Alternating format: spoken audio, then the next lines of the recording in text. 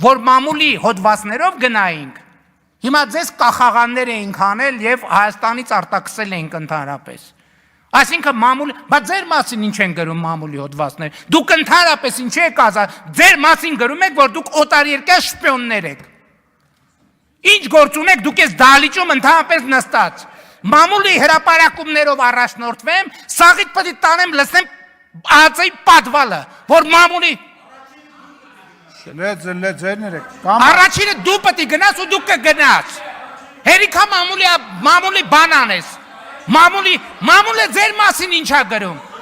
Ինչա գրում ձեր մասին մամուլը։ Գրում է, որ օտարերկրյա գործակալ եք, 5-րդ անիվ եք, ազդեցության գործակալ եք,